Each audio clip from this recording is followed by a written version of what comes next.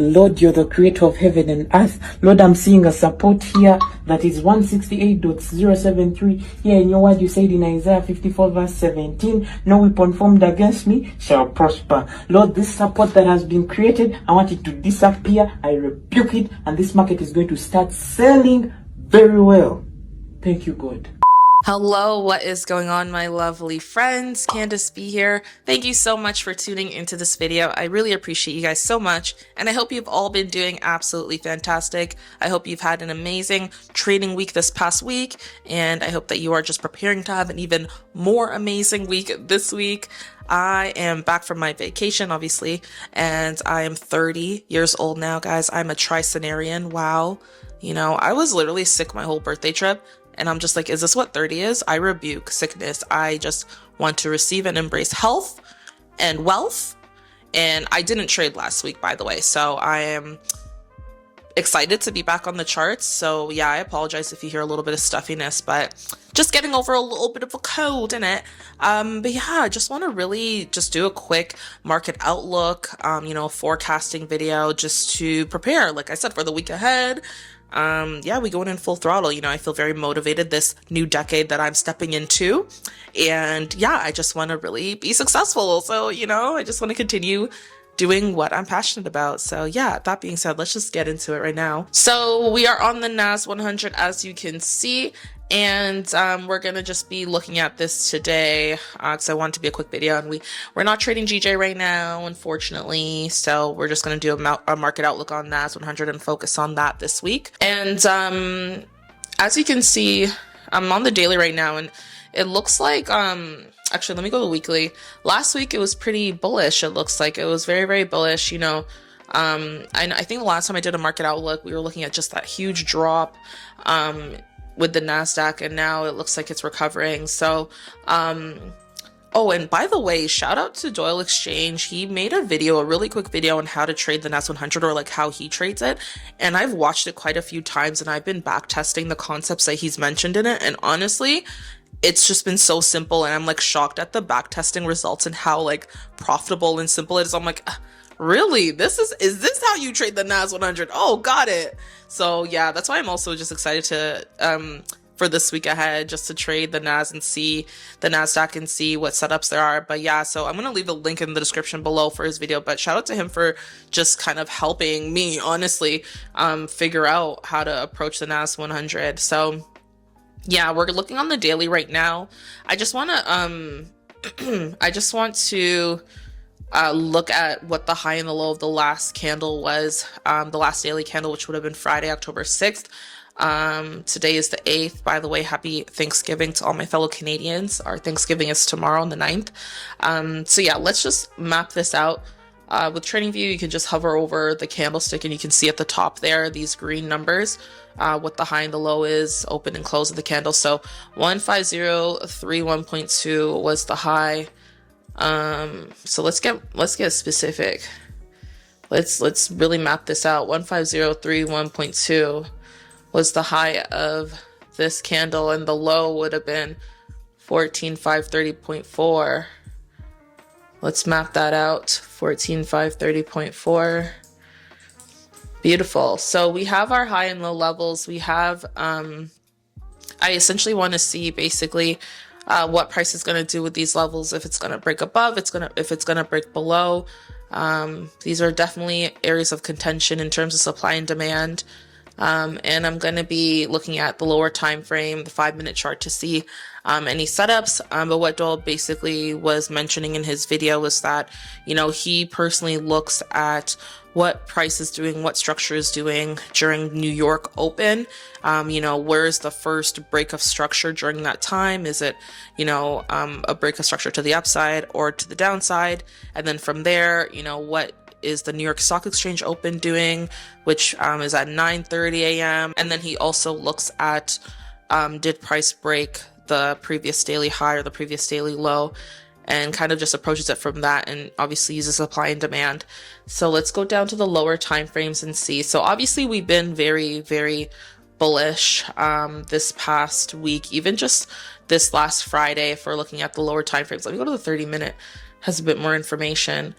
But if you can see, if we scale out, there has been quite a bit of consolidation, and price looks like it's now approaching, or it's kind of setting up for a break of that consolidation. So if you entered long positions last week, kudos to you, especially on Friday. I hope you made a lot of money. So essentially what I'm going to be looking at is to see what price does at 8 a.m. So let's map that out. So Monday, I'm just going to do vertical lines to show. So let's change this color.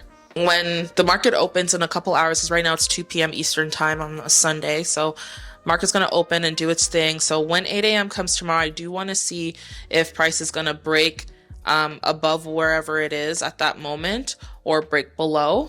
And at the same time, because we are already at that last daily candles high, there is a possibility that price can break to the upside and break both the high and previous structure during New York Open.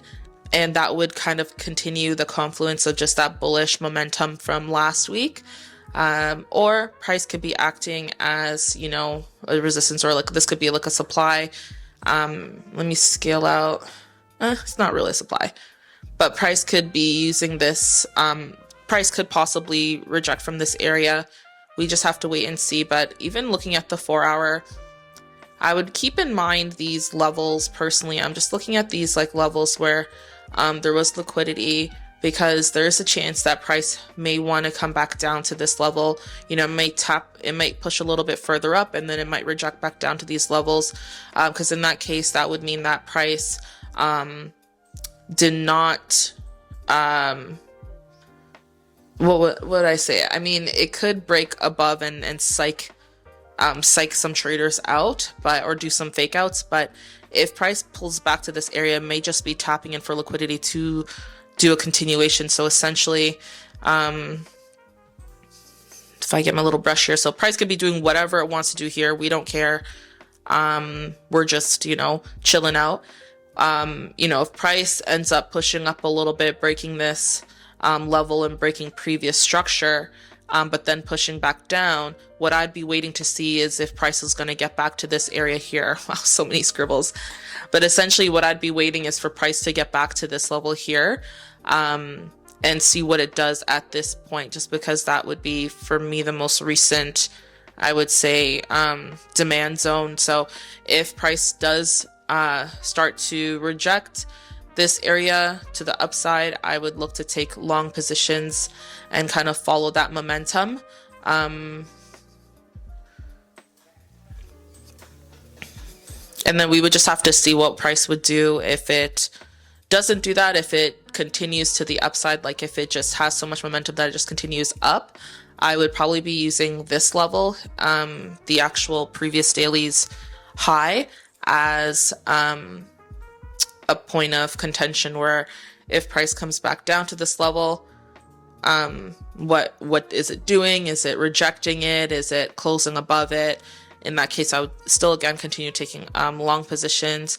But what I want to really practice this week is just waiting for the right setup, whether that be 9:45, 10 a.m., 10:30, just waiting for the right setup. Because I noticed during my back testing, I noticed that if I wait for a little bit more confirmation, I really get good entries. So yeah, I just want to really wait for those good entries. Right now, I don't see price being too bearish, but if we start to close below this area here, which price has done in the recent past, end of September, just after my birthday, price was having a hard time breaking above this this level, this 14,907 level. It was only during Friday's momentum that it was able to. But if for whatever reason this is a fake out, like let's say for whatever reason this is just, this is going to result in a pullback underneath, I would need to see definitely a close below this area. I would need to see basically a push down and then a re-tap into this area. And then I would treat it as, yeah, basically a supply zone. And then I would want to see if this gap, wow, that's a bad arrow. I would want to see if this gap gets filled right here, just like this clear area of open space. That's when I would be looking for short positions. So definitely want to focus on scalping, trying to just take what the market gives me, because I find that I've been holding on to my trades a little bit too long with the NAS100. Again, just kind of habit from GJ, and I don't like doing that. Although I consider myself kind of a day trader, it just, the longer you're in the market, the more risky it is, the riskier it is, and just like, you know, the higher probability that, you know, price might go against you, even if it was going in your favor to begin with. And, you know, I've had way too many scenarios to count when it came to that, you know, so I just want to take my couple pips, you know, whether I'm in the market for just 1 or 2 hours, and then keep it moving. So just keeping it simple, breaking it down to the simplest form, and going from there. And it just makes, you know, the NAS100 or any other instrument not look as intimidating and not look as scary. And it just boosts your confidence when you just keep things simple. So that is definitely my approach this week. And I hope you guys approach the market with simplicity as well. And you follow your trading plan, and you follow just all the rules that you set for yourself. And just, you know, keep that edge, keep that probability, and hopefully that allows the trades to go in your favor. And if not, you know, let's practice cutting our losses short and keeping it moving, reviewing our trades and going from there, just doing every little thing right. You know, that's all we can do. So, you know, we're in the third quarter, we're in Q3 officially, October, November, December. We're in October now. We're past NFP week. And so, yeah, hopefully this is a profitable week for you guys. I wish you nothing but the best. Thank you so much for stopping by to watch this video real quick. And other than that, y'all, you know, let's talk in the comment section. What setups are you looking for? What instruments are you trading? How have you been doing just with your trading journey? Let's talk in the comment section below. But other than that, until we meet again, until the next video, I wish you guys nothing but the best. I wish you physical, mental, and spiritual health, and just have an absolutely fantastic day, week, and life. Bye!